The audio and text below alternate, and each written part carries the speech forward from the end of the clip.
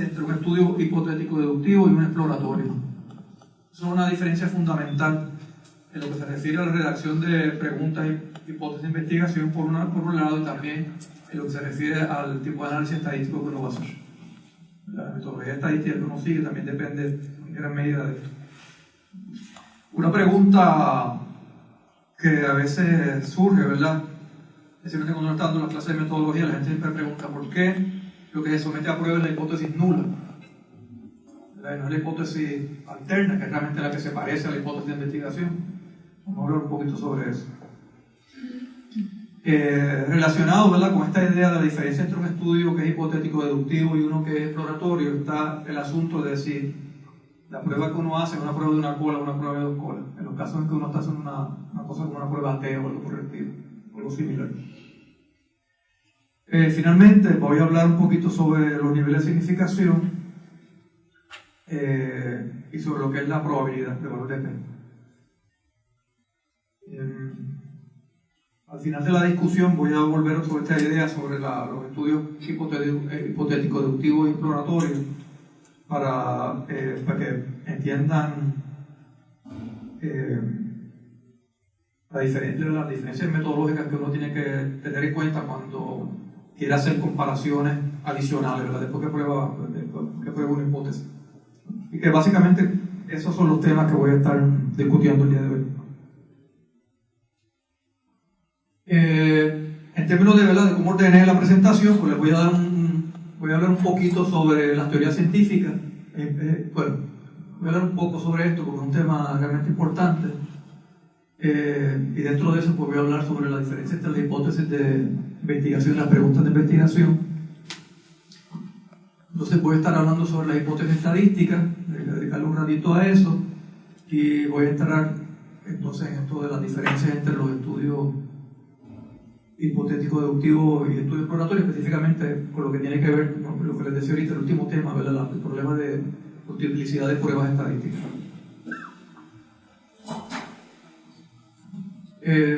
Bueno, esta cita que aparece aquí es una cita de Karl Popper, en uno de sus libros, en el que él indica, ¿verdad?, que el objetivo de la ciencia no es otra cosa que buscar dar explicaciones satisfactorias al fenómeno que uno quiere explicar.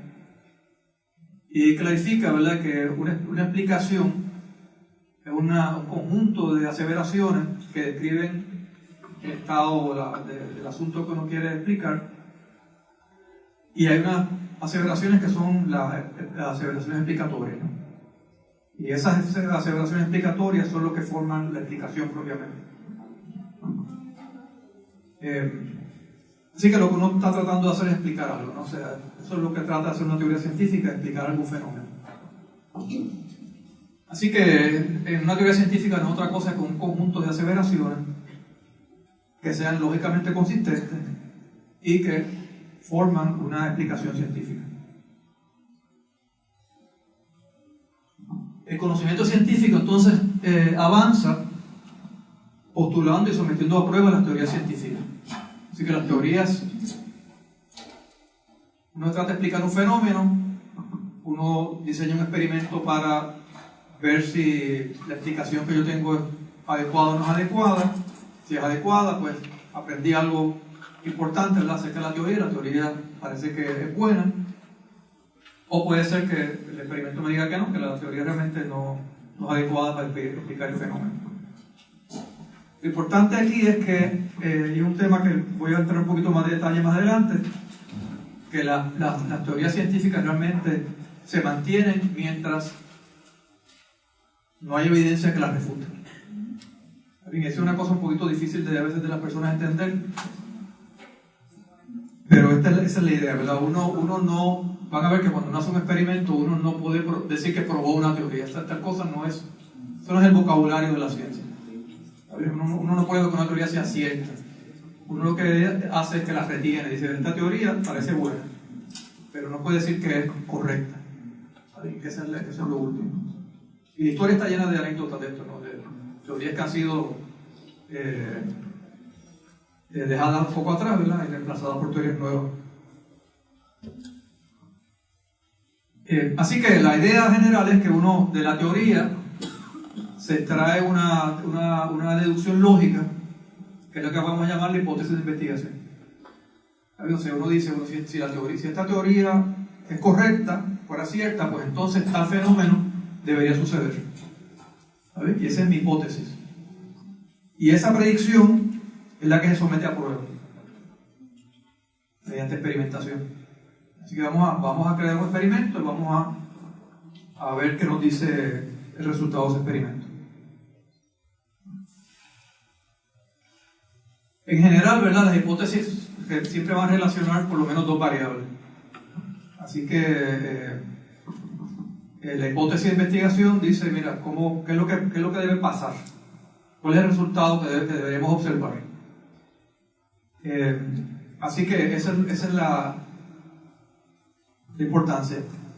Por ejemplo, bueno, este diagrama tiene una idea de cómo que, más o menos, ¿verdad? Esto no está escrito en piedra, pero básicamente de la teoría se deducen las hipótesis. De las hipótesis se diseña un experimento y entonces uno lleva a cabo el experimento y decide si la evidencia de ese experimento está a favor de la teoría o no está a favor de la teoría. Así que si el resultado del experimento favorece la teoría, mantenemos la teoría. De lo contrario, pues esa teoría a lo mejor hay que modificarla o a lo mejor hay que descartarla.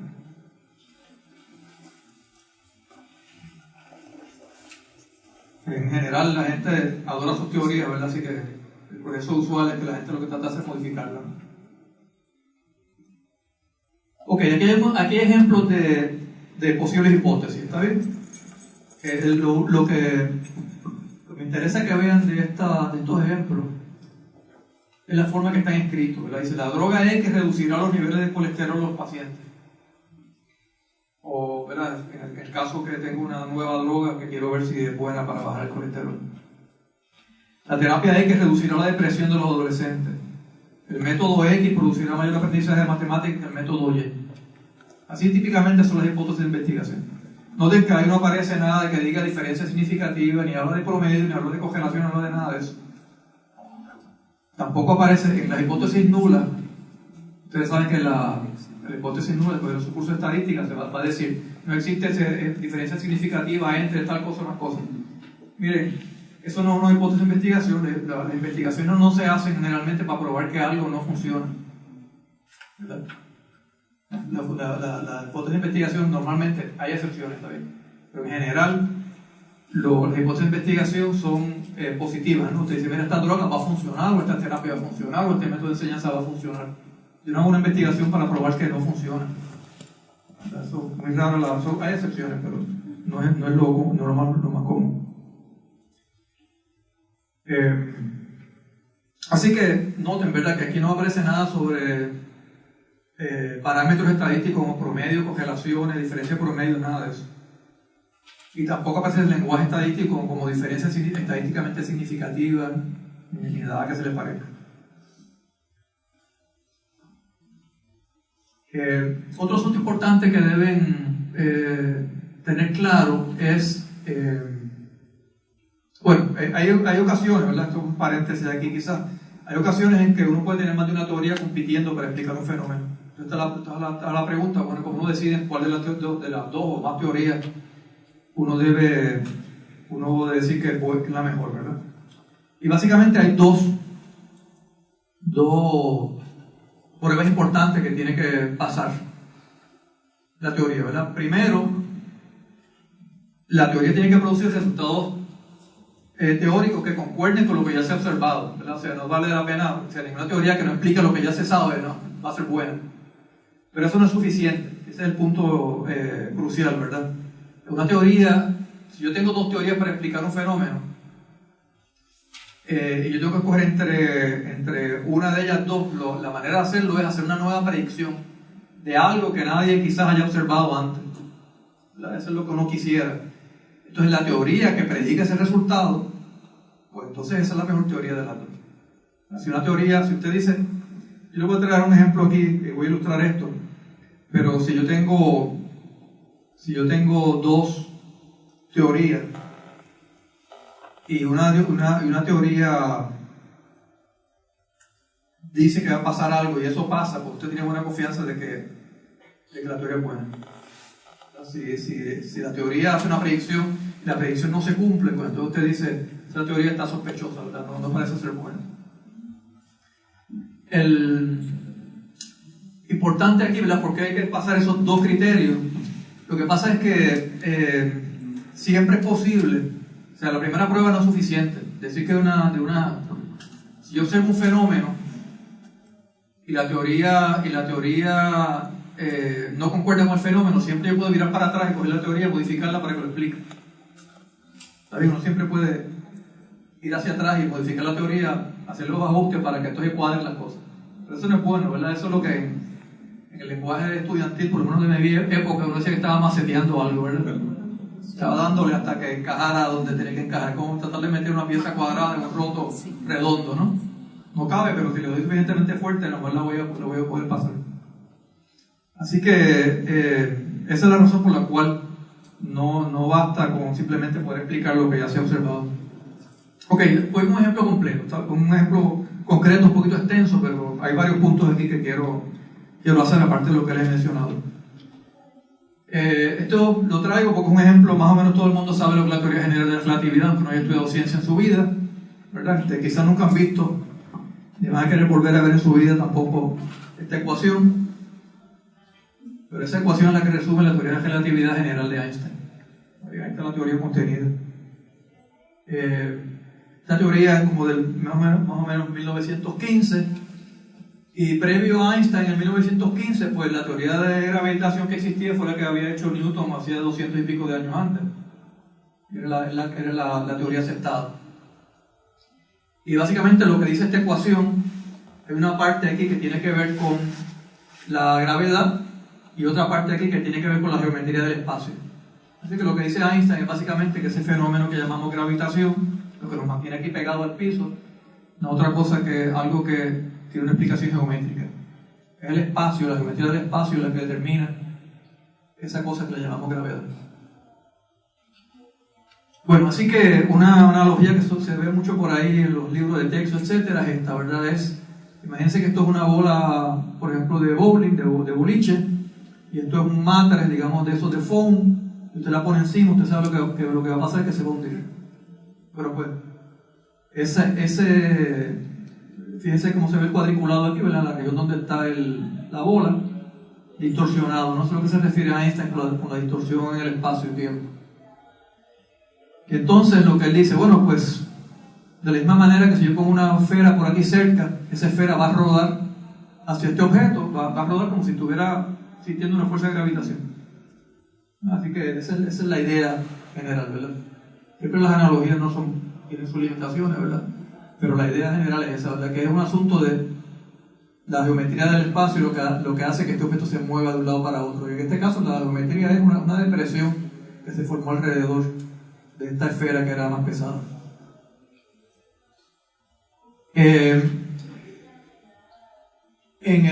Para la época de Einstein había un fenómeno que se llama la precesión de la órbita de Mercurio, que es un fenómeno donde ustedes deben recordar de sus clases de ciencia que las órbitas de los planetas son básicamente elípticas.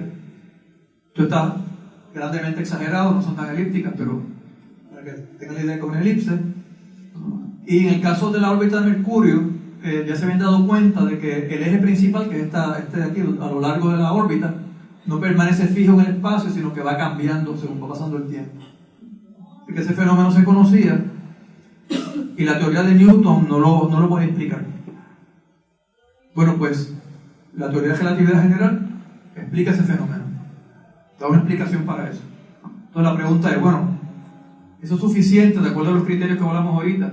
Para no decir la teoría de relatividad general es la mejor teoría. Esto solamente es la primera de las dos pruebas, ¿recuerdan? Esto está explicando algo que ya se sabía, ya este conocimiento se sabía, que la órbita de Mercurio tenía este comportamiento.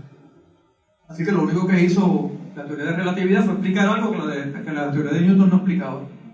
Pero eso no necesariamente es evidencia que la teoría es la mejor, ¿verdad? La más correcta.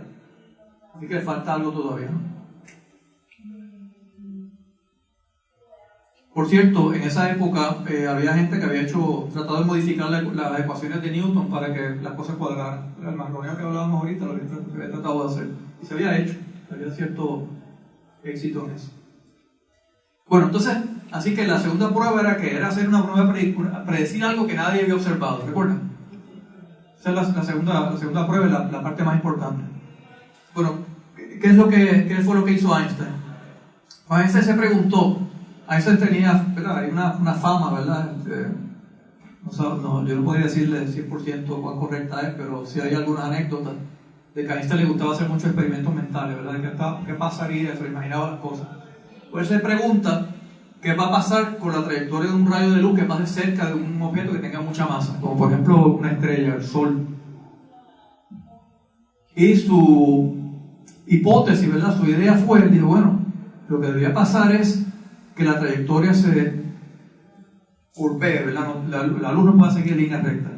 Este diagrama aquí muestra eso, miren. La línea recta sería lo que uno esperaría. Imagínense que en vez de una estrella aquí, esto fuera una bolita que usted está tirando por aquí a rodar. Bueno, usted sabe que no va a seguir esta línea recta. ¿Por qué? Bueno, porque se va a encontrar con esta depresión aquí. Entonces esa depresión la va a obligar a curvear. Hay otra... Aquí se ilustra en este diagrama la posición aparente, lo que uno pensaría que la estrella está en este punto, pero realmente la estrella está acá.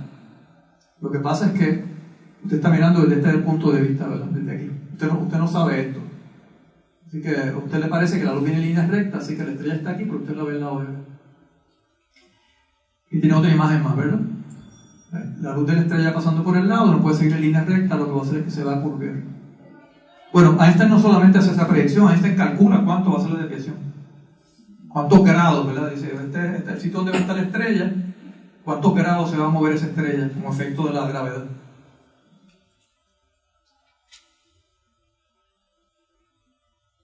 Ok, aquí en este diagrama ilustra otra cosa interesante, ¿verdad? Podría haber una estrella que está detrás del Sol, que usted en condiciones normales no la vería, pero si la luz se curvea, es posible entonces verla. Es posible ver esa estrella que esté detrás del Sol.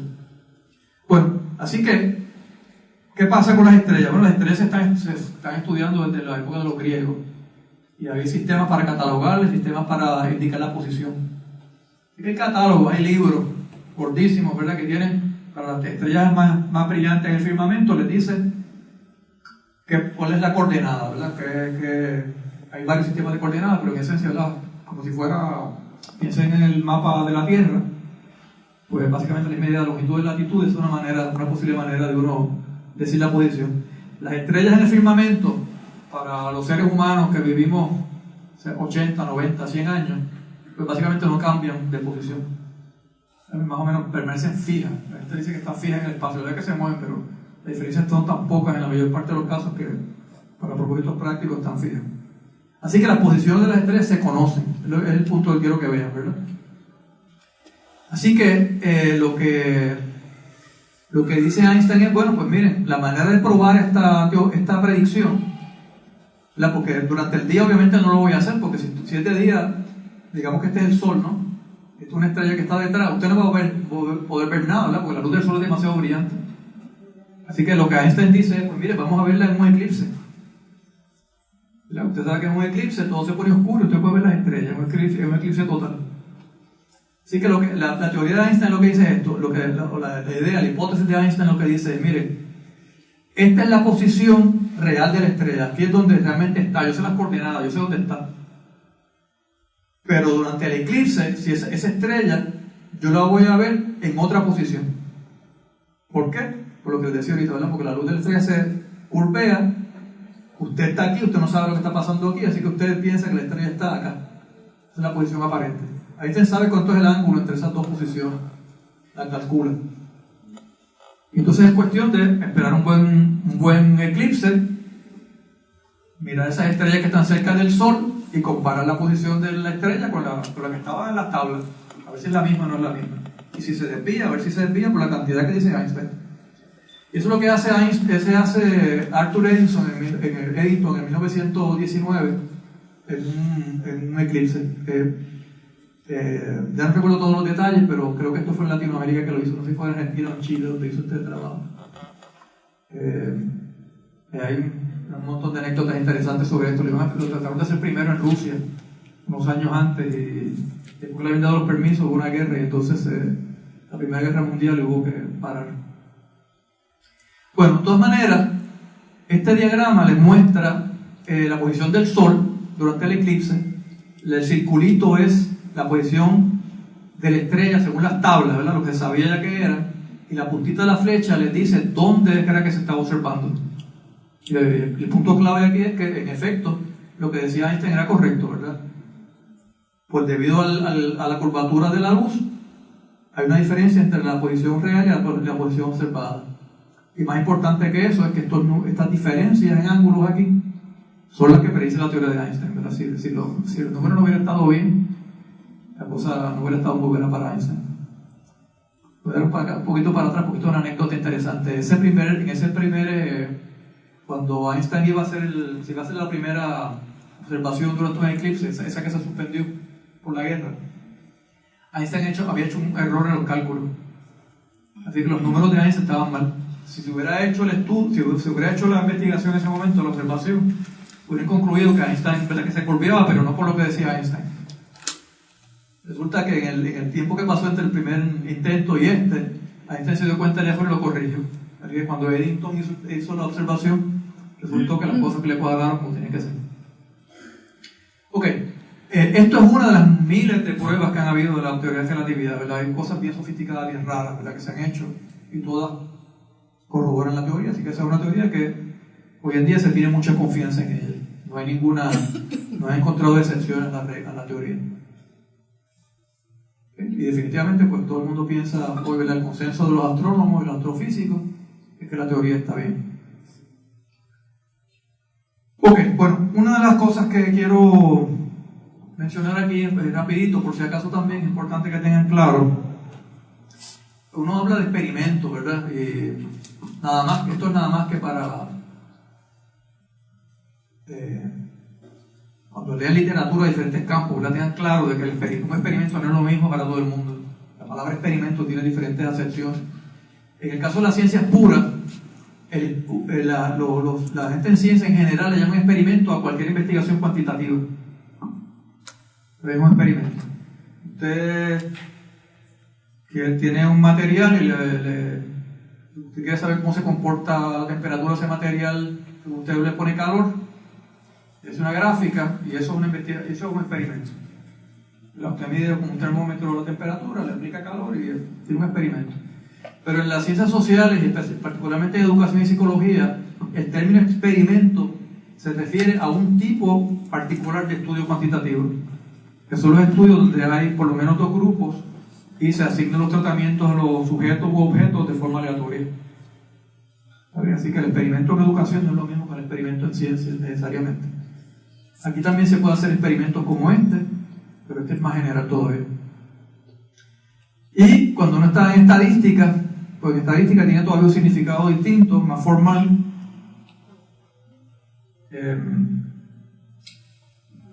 Bueno, la base de la estadística es la probabilidad, y en la probabilidad son experimentos, cualquier procedimiento que puede ser repetido de forma indefinida, que sea teóricamente.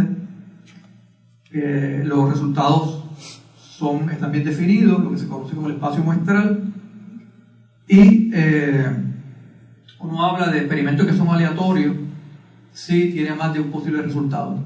El resultado de llevar a cabo, por ejemplo, usted tiene un dado, tirar un dado es un experimento, y entonces usted sabe que el resultado de tirar un dado va a ser uno de 6 números, del 1 al 6. Y al azar que ocurre eso.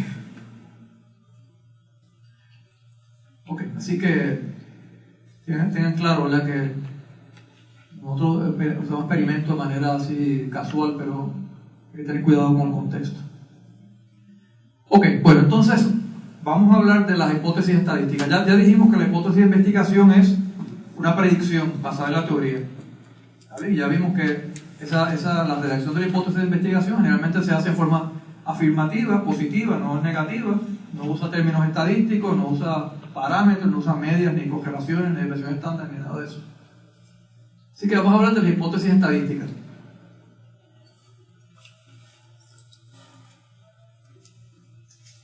En el caso de la hipótesis estadística, una hipótesis es una aseveración acerca de un parámetro. Bien, ese parámetro puede ser una media, una diferencia entre medias, una correlación, una desviación estándar. Yo puedo hacer pruebas estadísticas con montones de índices. Y cuando uno está hablando de hipótesis estadísticas, pues surge, ¿verdad?, los términos de hipótesis nula e hipótesis alterna. Y, como les decía al principio, si han cogido un curso de estadística, saben que la hipótesis nula es la que se somete a prueba. La hipótesis nula se utiliza el símbolo H0 para representarla. Y como esa es la hipótesis que se somete a prueba, pues entonces uno decide, ¿verdad?, al final, si rechaza o retiene esa hipótesis como resultado de la investigación. Así que eso es lo que uno va a hacer, ¿verdad? O uno o rechaza o retiene la hipótesis nula. Bueno, obviamente, ¿verdad?, ¿qué pasa si rechazo la hipótesis nula? Bueno, si rechazo la hipótesis nula, por eso es que tengo la hipótesis alterna, ¿no? Si rechazo la hipótesis nula, pues quiere decir que la evidencia que tengo es contraria a la nula, y digo, bueno, pues entonces debo retener la hipótesis alterna. La mantengo. ¿Hasta cuándo la mantengo? Bueno, la voy a mantener hasta que no aparezca evidencia que me diga que no es correcta. Mientras la evidencia la favorezca, la retengo. Por eso es que decimos, ¿verdad?, en ciencias que el conocimiento científico no es fijo, no es inmutable, ¿verdad? El conocimiento científico cambia. Si aparece una mejor teoría, uno la coge, ¿verdad? La hipótesis nula, ¿verdad? Noten que se llama nula porque siempre está en términos de que lo que usted está buscando no existe, ¿verdad? Por ejemplo, en un experimento, pues el resultado del experimento es que no va a ser efectivo. Por ejemplo, en el caso de la prueba de la hipótesis que yo le dije ahorita, decía, entre los ejemplos de hipótesis de investigación, le dije, la droga X va a bajar los niveles de colesterol, ¿verdad? Esa es mi hipótesis de investigación. Pero en la hipótesis nula, si yo fuera a hacer esto en una investigación con un experimento, posiblemente tendría dos grupos de pacientes. A uno de ellos le daría un placebo, al otro le administraría la droga. Obviamente los pacientes se asignarían aleatoriamente el tratamiento, a la droga o al placebo. Y la hipótesis nula dice que la droga no es efectiva. Así que si yo miro los niveles de colesterol de los pacientes que recibieron la droga y la de los que recibieron el placebo, pues la droga no es efectiva. Yo lo que espero es que no haya diferencia entre esos promedios. ¿Está bien? Así que la hipótesis nula siempre es una aseveración que dice que el tratamiento experimental, si es un experimento, no es significativo, o si es un experimento de congelación, pues dice que no hay ninguna congelación. Así que si mi estudio era para ver si había una congelación entre la delincuencia, entre la delincuencia y el consumo de alcohol, pues la hipótesis nula dice que no hay ninguna relación. ¿Sabe? Si la retengo, ¿qué estoy diciendo? Creo que la evidencia apunta a que sí, que era, ¿verdad?, que la hipótesis nula estaba correcta. Pero si la rechazo, lo que digo es, mira, la evidencia me dice que la nula no es una buena hipótesis. Y en ese caso la que retengo, la que mantengo es la hipótesis alterna. Ok, así que la hipótesis alterna es la que uno retiene cuando la nula se rechaza. Tradicionalmente se utiliza la letra H de hipótesis con la A debajo, de suscrito, para representarla. Y, ¿verdad?, la hipótesis alterna asevera que el resultado experimental es, por el contrario de lo que dije ahorita, aquí es que el tratamiento es efectivo, o que la relación existe. ¿Okay? O sea que, digamos, por ejemplo, en el caso de... en este caso sería para este de aquí. Sería para el caso, digamos, del experimento del colesterol, ¿verdad? Si la droga era buena bajando el colesterol, ¿qué es lo que yo espero? Que el colesterol promedio de la gente que tomó la droga sea menor que el colesterol promedio de los que no tomaron la droga. ¿Vale? Fíjense que hay un signo, puede ser de menor o puede ser mayor, pero esto es lo que decimos, que una hipótesis es direccional. Direccional significa, ¿verdad?, que algo es más grande que algo o más pequeño que algo. ¿Okay? No direccional, pues son hipótesis donde uno dice cosas como esto. Esto es una hipótesis no direccional, que dice que va a haber una diferencia, pero no dice en qué dirección. Pero piensen un poco, ¿verdad? Si yo estoy haciendo un trabajo para probar una prueba, probar una droga, la droga para bajar el colesterol, mi hipótesis alterna es esta, de que no va a haber diferencia, de que no son iguales. No, ¿verdad? Ustedes tienen una idea de que la droga va a bajar el nivel de colesterol. No simplemente no se contenta con decir que va a haber diferencia en los promedios. Te va a decir que si la droga es efectiva, el colesterol tiene que bajar. Tiene que ser una hipótesis direccional. Así que eso es una cosa que quiero que tengan presente, porque en los estudios experimentales realmente la mayor parte de las veces lo que uno debería estar escribiendo son hipótesis direccionales. A ver, en general uno debe estar haciendo hipótesis direccionales. Ojalá las excepciones donde uno tiene hipótesis que no son direccionales. Así que en este caso, ¿verdad?, las hipótesis no direccionales no son lo que uno esperaría en un experimento. Esta es una relación esto es una correlación, ¿verdad? Así que en el caso que les decía, les comentaba ahorita, la relación entre la delincuencia y el consumo de alcohol, por ejemplo, pues más seguro con su teoría dice que sí, que debe haber una correlación positiva, ¿verdad? Que mientras más consumo de alcohol, mayor caso de delincuencia. Que sería, digamos, este caso de aquí. O podría ser, o con otro tipo de investigación, podría ser que usted lo que espera es que la correlación sea negativa, que mientras uno de los variables aumenta, la otra lo que hace es que disminuye. Pero en general, los estudios que son experimentales, usted no debería estar utilizando hipótesis no direccionales, debe estar utilizando hipótesis direccionales. Ok, esta era una de las preguntas que puse al principio: ¿por qué se somete a prueba la hipótesis nula y no la alterna? Bueno, lo que tienen que saber, ¿verdad?, para poder entender esto, es que en general las hipótesis de investigación son aseveraciones de carácter universal. Bueno, las hipótesis que yo les puse ahorita eran una bien simple, pero podría haber condiciones, podría estar condicionada, ¿verdad? O sea, yo podría decir, la droga X baja los niveles de colesterol en hombres de edades de tanto a tanto, ¿verdad? Puede haber condiciones, pero no importa, después que usted le ponga todas las condiciones que usted quiera, tiene que ser universal, tiene carácter de universalidad. En otras palabras, si se cumplen todas esas condiciones, el fenómeno debe ocurrir como usted lo predijo. Así que esa es una cosa que caracteriza las hipótesis, ¿verdad? Son aseveraciones de carácter universal. Pero ¿cómo uno sabe que algo que es de carácter universal es cierto? ¿Cómo uno puede saberlo? Pues la respuesta es que no lo puede saber nunca. Porque para usted estar seguro de que la hipótesis es universalmente cierta, usted tendría que probarla, someterla a prueba en todas las posibles instancias que se puede someter a prueba. Así que, por ejemplo, en el caso de la droga, yo tendría que buscar todos los posibles grupos de personas, ¿verdad? Si eran varones de tales edades, lo que fuera, todo el universo de posibles grupos que yo puedo formar y ver si en efecto en todos ellos se cumplió la hipótesis. La evidencia sostiene la hipótesis, ¿ven? Eso no se puede hacer. Usted nunca puede probar que algo que tiene carácter universal es cierto. Pero hay una cosa que usted puede hacer. Usted puede saber si es falso.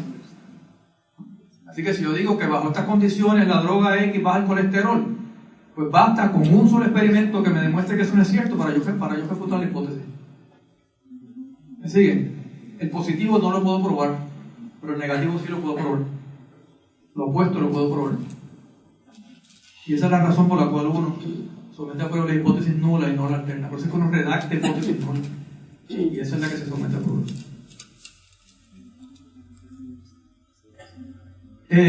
Y tenga mucho cuidado también, ¿verdad? Porque uno no dice que uno acepta una hipótesis, sino uno lo que dice es que se retiene, ¿está bien?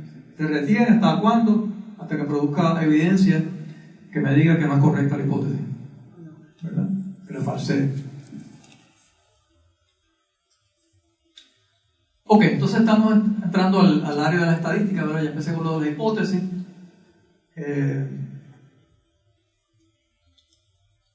Así que uno de los términos, ¿verdad?, que van a menudo es lo que se llama el nivel de significación. Alfa. El alfa tradicionalmente, depende del campo de estudio, ¿verdad?, y de la disciplina, etcétera. Pero tradicionalmente ese es el famoso valor que se escoge de 0.05 o 0.01. Eso es lo que típicamente los investigadores hacen. Por cierto, hay revistas que ya no le piden a nadie que reporte nivel de significación. Lo que les pide es que reporten la probabilidad, ¿verdad? Así que está cayendo en desuso, pero lo que no está en desuso es la interpretación, ¿verdad? La importancia de esto es uno entender que no importa si uno conduce un experimento y retiene o rechaza la hipótesis nula, uno siempre tiene la posibilidad de haber cometido un error en su juicio. ¿Vale? O sea que yo puedo rechazar una hipótesis nula y haberme equivocado, ¿no? O puedo haber retenido una hipótesis nula y haberme equivocado también. ¿Vale? Y esto es lo que cuantifica el nivel de significación alfa, cuantifica la probabilidad de cometer un error cuando uno rechaza. El error de tipo 2 es la que cuantifica el error que uno puede cometer cuando retiene la hipótesis nula. Así que cuando uno fija el nivel de alfa, digamos a 0.05 o 0.01, lo que uno está diciendo es que uno está dispuesto a aceptar un 5% de error o un 1% de error en el juicio que uno hizo.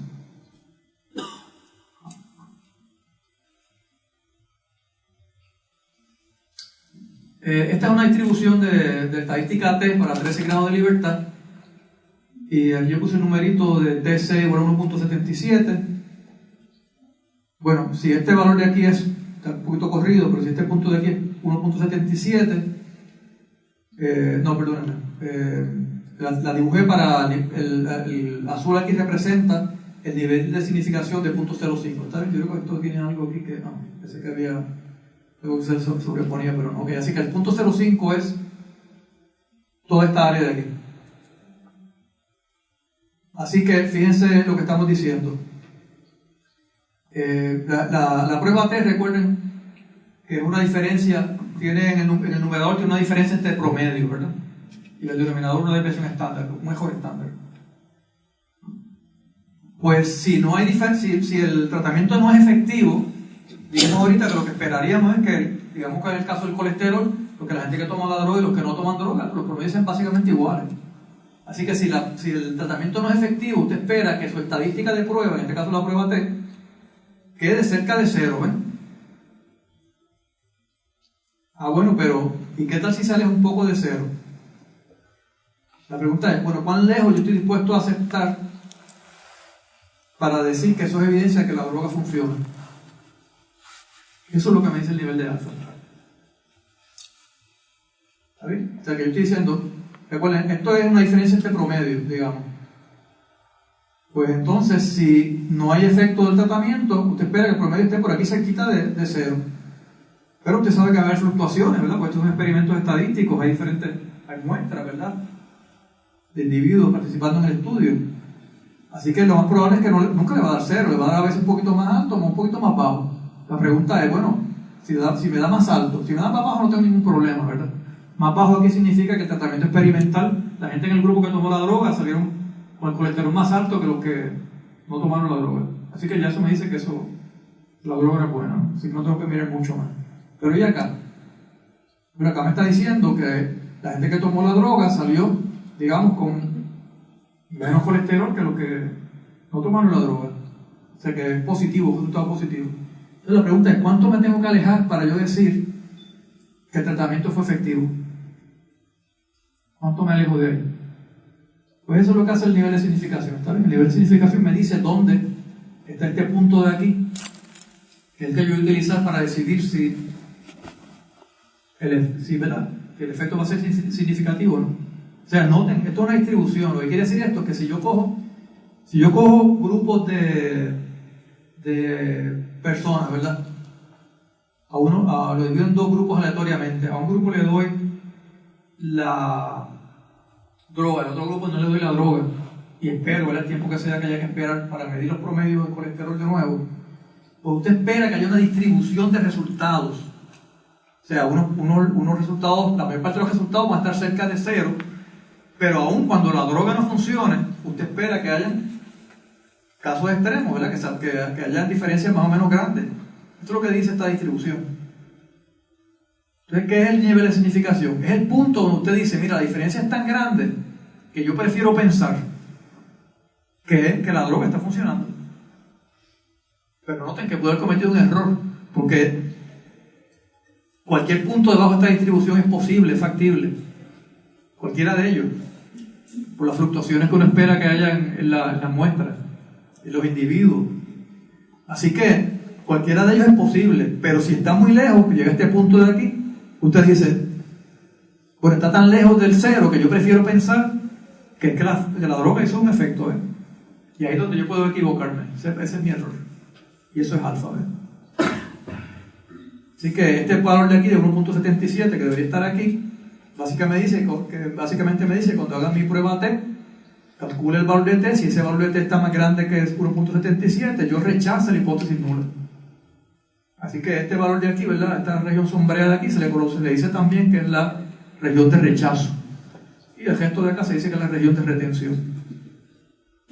¿Okay?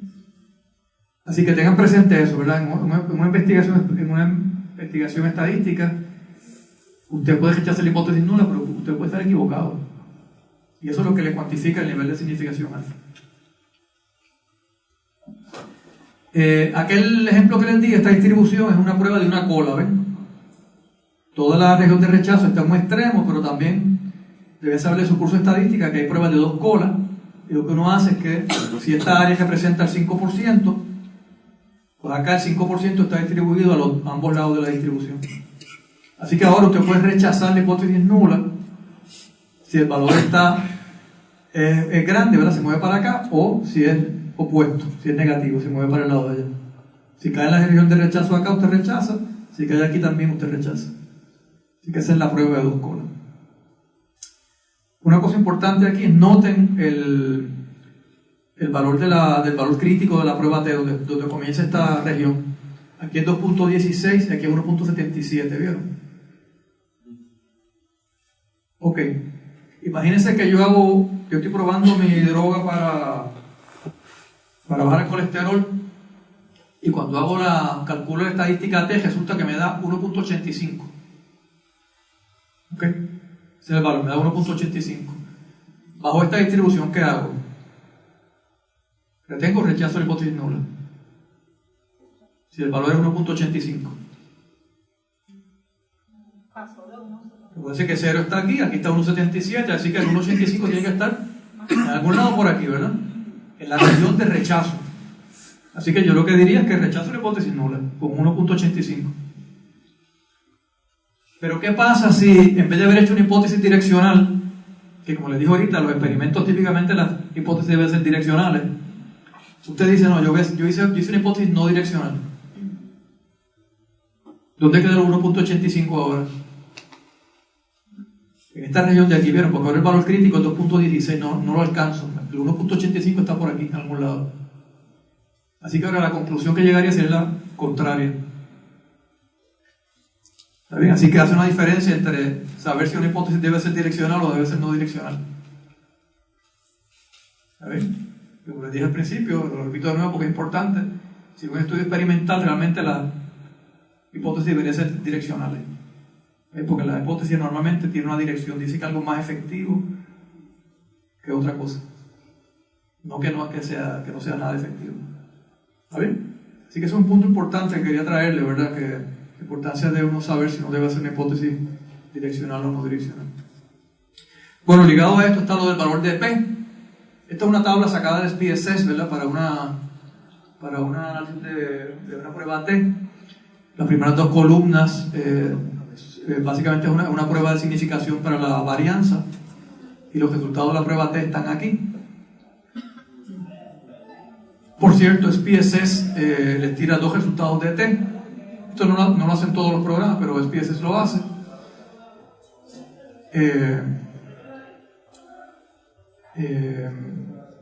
Este es el valor que uno lee de T, ¿verdad? Esta es la fila que uno lee cuando esta diferencia es no significativa. Si esta diferencia fuera significativa, si este valor de aquí para la prueba de homogeneidad de varianza fuera más pequeño, que digamos 0.05, o uno puede ser más liberal aquí, puede ser 0.10. Bueno, si es más pequeño del valor que usted escogió, la diferencia es significativa, entonces usted debería estar leyendo la fila de abajo. Bueno, pero ese no es el punto que quería traer aquí. El punto que quiero traer es, número uno, noten que en el caso de SPSS, en esta tabla, le hace siempre una prueba de 2 colas, ¿vieron? Le hace una prueba de 2 colas, así que mucho ojo. Usted a lo mejor tiene una hipótesis que es direccional, lo hizo un SPSS, le hizo esta tabla y lo leyó de aquí, el valor de probabilidad, y resulta que este no es el valor que usted va a estar leyendo. Así que hay que tener un poquito cuidado con eso. Bueno, y ese valor que está aquí, ese numerito, es lo que llamamos el valor de P, el p-value famoso. ¿Okay? Ese es el valor P.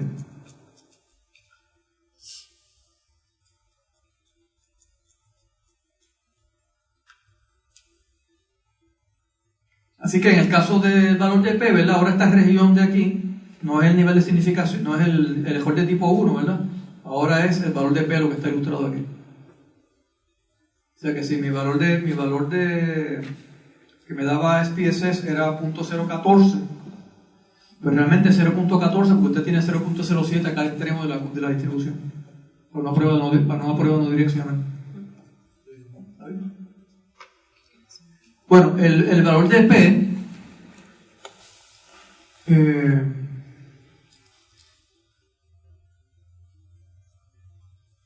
en este caso específico, este ejemplo específico, ¿verdad? Para una variable que se distribuye como T con 13 grados de libertad, que era el ejemplo que les puse ahí, la grafiquita que les puse, la probabilidad de obtener un valor que se aleje de 0 en una distancia igual o mayor a 2.85 es 0.014.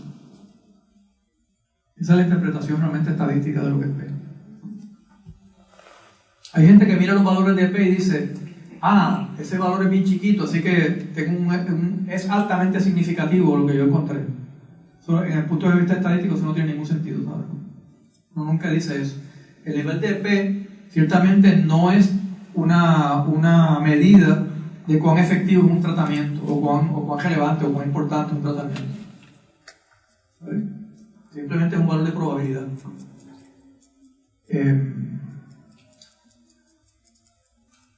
Así que uno puede decir que es la probabilidad de obtener una diferencia, ¿verdad? Como dice aquí, entre medias mayor o igual a observada cuando la hipótesis nula es correcta. Esa es realmente la interpretación. Otra manera de decir esto un poquito menos técnico. Eso es lo que está diciendo ese primer párrafo. Bueno, y esto es lo que uno pasa siempre cuando uno rechaza, ¿verdad? Que es poco razonable pensar que la diferencia de los promedios sea 0. Cuando uno rechaza, uno dice, mira, esa diferencia, pensar que no hay diferencia entre los grupos no es bueno.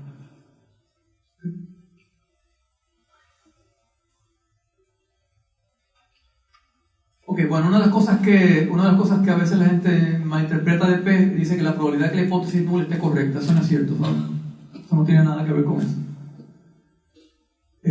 Y como les dije ahorita, ¿verdad? Tampoco es correcto decir que la diferencia es altamente significativa o que el tratamiento, porque el P es pequeño, el tratamiento es muy efectivo. Eso no tiene nada que ver con hay una estadística que se llama magnitud de efecto, que sí cuantifica cuán grande es el efecto que produce un tratamiento.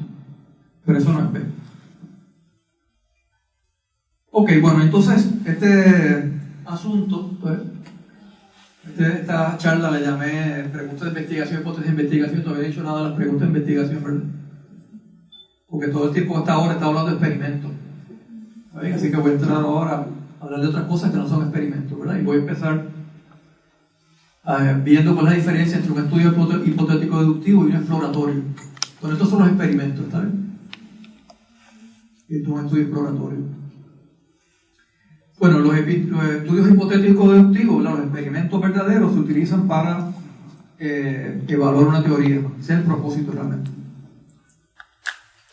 Los estudios exploratorios se utilizan normalmente para conocer un fenómeno.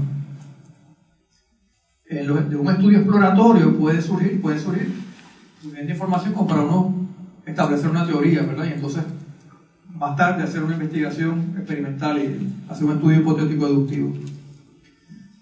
Pero esta es la diferencia importante, ¿verdad? Los estudios hipotéticos deductivos presumen que hay una teoría, que usted hizo una deducción lógica de la teoría, hizo una predicción y está sometiendo a ver si esa predicción es correcta o no es correcta. ¿Okay? Pero en el estudio exploratorio no. Porque en el estudio exploratorio usted quiere conocer algo, ¿verdad? Ok, así que por lo tanto, en un estudio exploratorio, que puede ser, en su estudio exploratorio, bueno, yo le llamé exploratorios aquí, pero realmente le puedo haber llamado estudios descriptivos también, ¿sabes? En un estudio descriptivo, ¿verdad? Puede ser que usted redacte hipótesis estadísticas, ¿está bien? Eso puede pasar. Pero realmente no hay hipótesis de investigación. ¿Me siguen? No hay hipótesis, porque si no hay una teoría, entonces no hay una hipótesis. Lo que uno puede hacer entonces tiene preguntas de investigación. Así que los estudios que son de tipo exploratorio, descriptivo, lo que uno debe estar escribiendo son preguntas de investigación y tal cosa como preguntas. Uno debe estar escribiendo preguntas de investigación, no hipótesis de investigación. ¿Okay?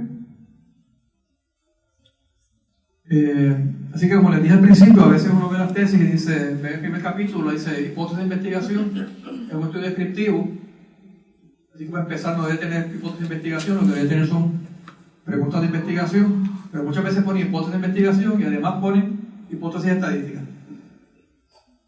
¿Está bien? Así que lo primero que uno tiene que saber, ¿verdad? Cuando está en tu investigación es qué tipo de estudio estoy haciendo. Y a ver que yo sé qué tipo de estudio estoy haciendo, sé si debo usar preguntas. Por cierto, un estudio hipotético deductivo podría tener preguntas, ¿verdad? Podría ser. Así que podría ser, ¿verdad? Pero lo importante son las hipótesis realmente, que es la respuesta a esa pregunta que usted está dando. Pero en el caso de los estudios exploratorios, ahí no debería haber hipótesis de investigación, lo que debe haber solamente son preguntas. Por cierto, hay otro issue aquí que yo no creo que yo no puse un slide sobre ello, pero a veces también los estudiantes me preguntan, bueno, el orden lógico, ¿dónde van las preguntas de investigación? ¿Dónde van las hipótesis de investigación? ¿Dónde van las preguntas? Miren, si es una hipótesis estadística, que dice no existe diferencias significativas entre X y Y, ¿verdad? Eso debería estar en el capítulo de metodología, donde uno redacta, ¿verdad? En el capítulo de metodología, todas las cosas que usted va a decir es cómo va a hacer su análisis estadístico, ¿verdad?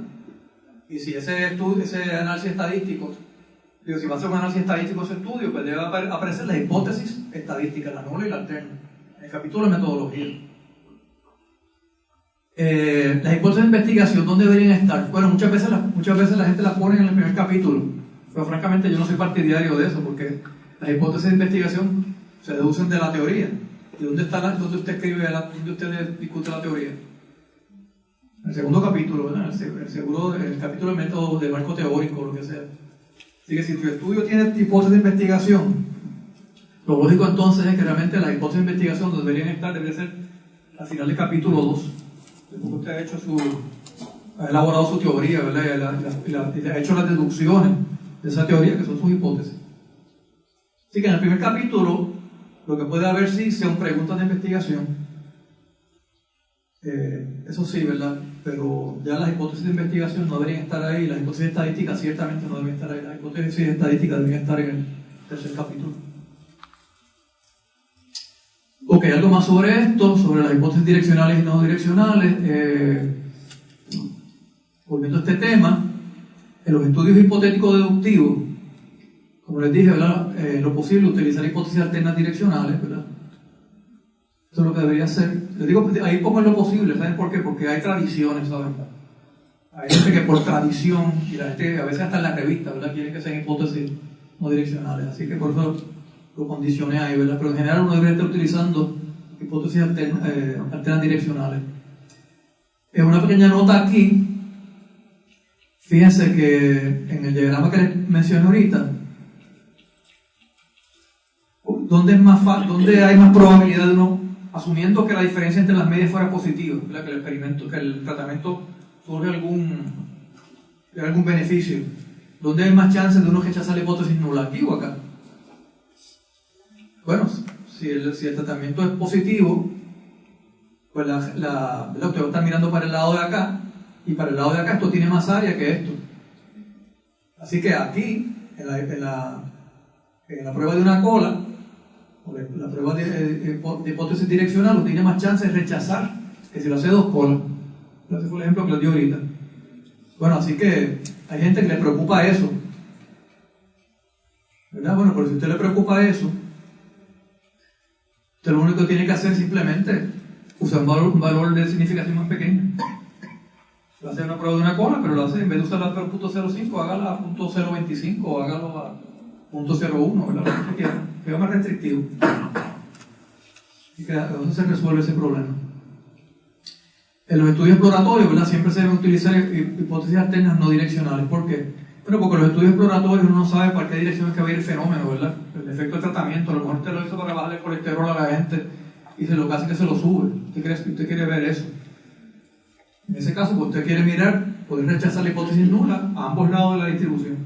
Así que hace una hipótesis alterna no direccional.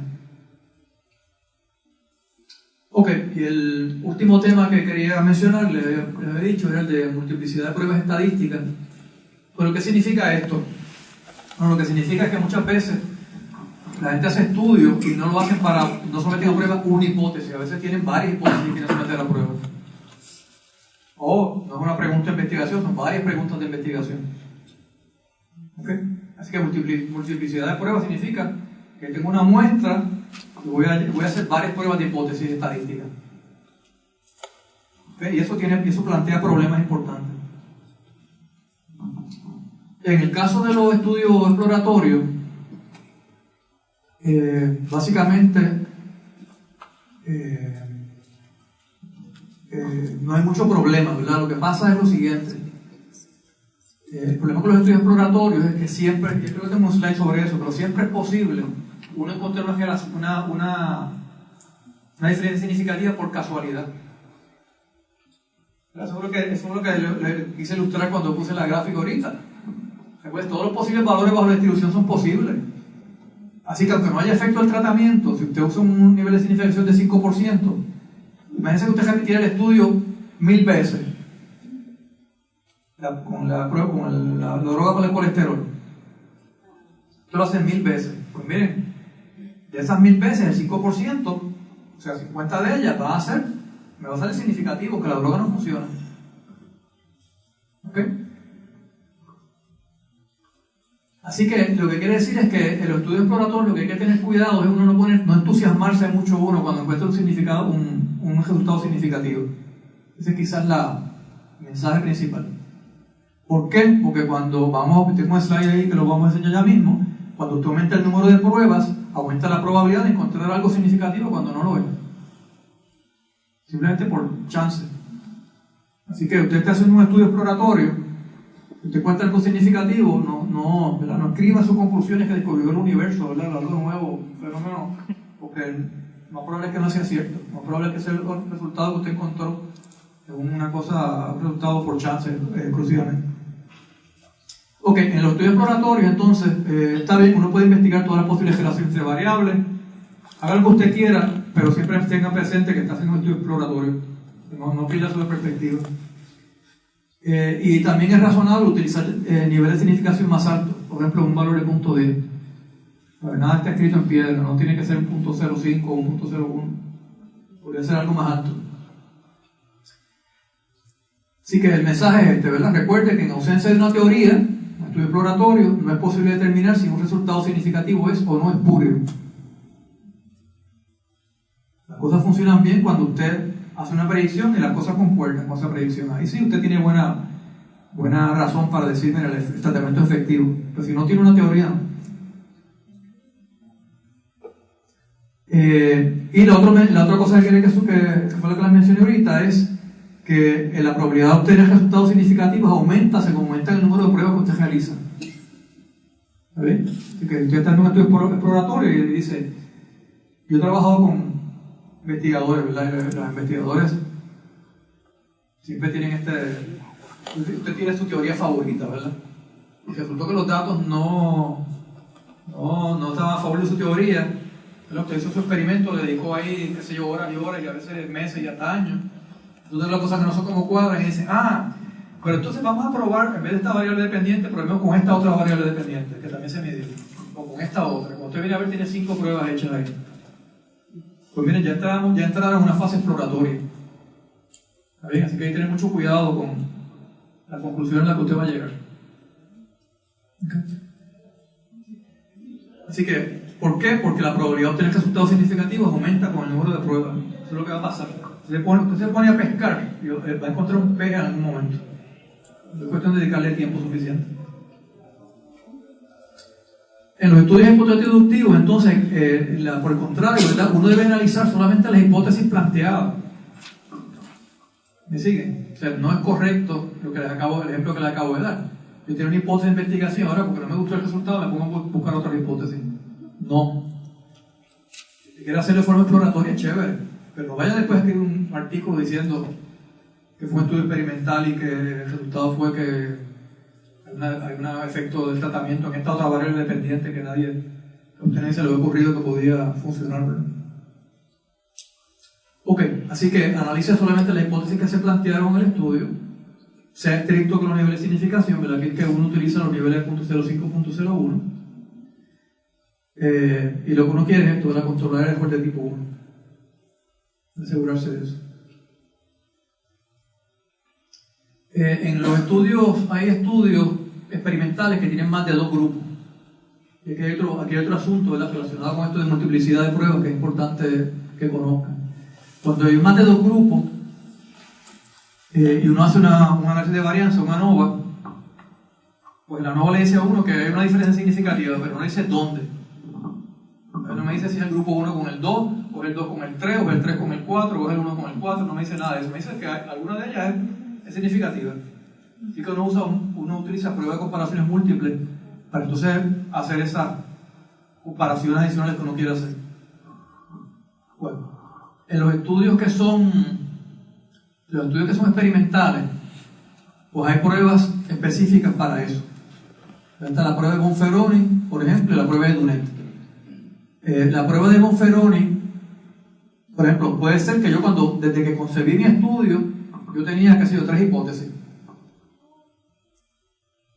Imagínense que estoy probando esta droga para tratar una condición y mi hipótesis no es simplemente que la droga funciona, sino que dice, mira, mientras más aumento la droga, la dosis, pues más efectivo el tratamiento.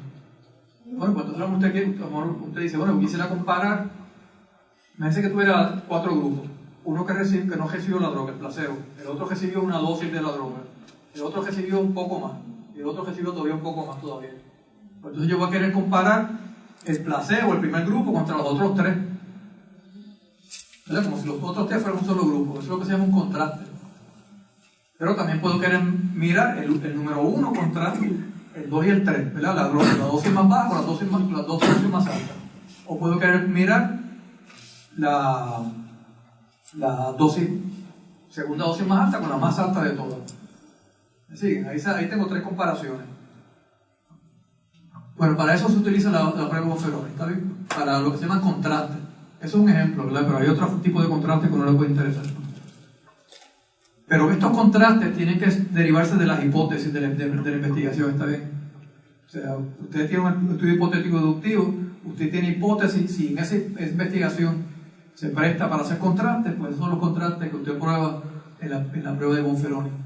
La prueba de Dunet lo que hace es que mira, es un estudio donde uno tiene más de 2 grupos y a uno lo que le interesa nada más es la comparación entre cada grupo y el control. ¿Está bien? Así que siempre son contra el control. Son como si fueran pruebas test entre el grupo experimental y el control. Si tiene 3 grupos experimentales y un placebo, pues va a hacer 3 pruebas. El equivalente a 3 pruebas test. Así que este es el fenómeno, ¿verdad? Cuando hay más de 2 grupos, tenemos multiplicidad de pruebas. También hay multiplicidad de pruebas cuando hay más de una variable dependiente.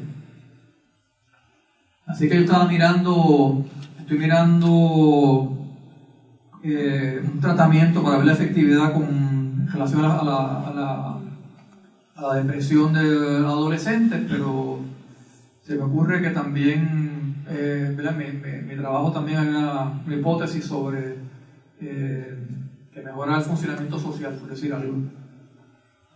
Así que son dos variables dependientes distintas. Pero como quiera, son dos pruebas que usted va a hacer y la muestra es la misma, ¿me sigue? Así que hay un problema de multiplicidad de pruebas ahí, hay que hacer ajustes.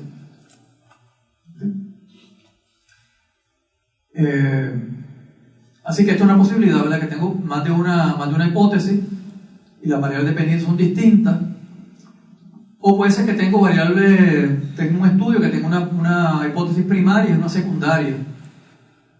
¿Está bien? Así que esa es otra posibilidad. O sea que no solamente tengo hipótesis principal, sino también tengo hipótesis secundaria. Ok. Bueno, así que todos estos casos de multiplicidad de pruebas. Y lo que yo les decía ahorita de que cuando uno tiene varias comparaciones, el nivel de el valor del error tipo 1 realmente aumenta, sale de aquí, está la fórmula, debida a Bonferroni, por cierto. Esta n aquí es el número de pruebas que usted va a hacer y este alfa es el nivel de significación que usted escogió para todas las pruebas. Okay. Por cierto, esto no es la única forma de calcularlo, pero esta es una que se usa mucho. De todas maneras, fíjense, esto me está diciendo, este ejemplo en particular me dice, miren, si yo tengo 5 pruebas, todas ellas hechas al punto 0,5, este es mi nivel de significación, pues la probabilidad de encontrar un resultado significativo no es punto 0,5, que era el error tipo 1, ¿recuerdan? El error tipo 1 aquí ahora es punto 23. Punto 23 es casi punto 25, que es uno de cada 4, ¿me siguen? Así que de cada 4 pruebas que usted hace, hay un buen chance de que alguna de ellas le salga significativa por casualidad nada más. Así que este es el problema de la multiplicidad de pruebas, ¿está bien? Esto es lo que uno quiere controlar, que esto no le pase a uno. Así que ¿verdad? Hay varias formas de tratar este problema, pero una posibilidad es que uno coge el nivel de significación nominal, el que va a hacer para cada prueba, y lo divide entre el número de pruebas. Así que si mi nivel si las 5 pruebas estaban hechas al punto 0,5, ahora cojo el punto 0,5, lo divido entre 5 y ahora cada prueba, en vez de hacerla al punto 0,5, la hago al punto 0,1. En otras palabras, usted reduce la error de tipo 1 para cada prueba individual.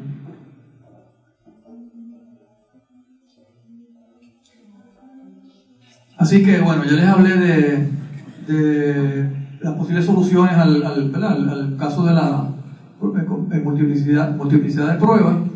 Pueden usar la corrección de Bonferroni, que es esta. Pueden hacer, en el caso que tengan más de una variable dependiente, son varias variables dependientes, puede ser un MANOVA en vez de varios ANOVA. En el MANOVA, ¿verdad? Cuando se realiza esta prueba, uno tiene un nivel de significación global. Otra posibilidad es crear este índice, ¿verdad? Combinar variables, creando un índice. Así que puede ser una combinación simple o puede ser pesada. El problema con combinar variables es que después cómo uno las interpreta, ¿verdad? Ese índice compuesto muchas veces no es fácil de interpretar, así que esta no es una opción que sea viable en todos los casos. Muy bien, pues ese era entonces el último tema que iba a tratar y tengo tiempo para contestar preguntas. ¿Tiene alguna pregunta que quiera hacer? Esta presentación la pueden obtener, la escriben a la dirección del centro y la podemos enviar.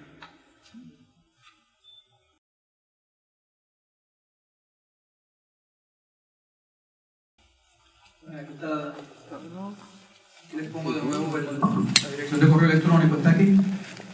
Escríbanos, o le pueden escribir también a la doctora Elia Rosario y ella les puede hacer llegar la presentación. ¿Alguna pregunta? Recuerdo que también el calendario de actividades este semestre tiene 4 ocasiones. Lamentablemente a mí se me olvidó traer el calendario, pero de nuevo le pueden preguntar nos pueden escribir a esta dirección y se la enviamos. Yo voy a dar una charla, yo creo que es en noviembre, sobre el tema de metaanálisis. Y Julio Quintana, estoy casi seguro que va a hablar sobre regresión en alguna de estas charlas que él va a dar.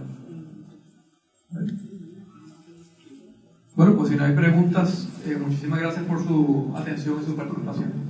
Tengan buenas tardes.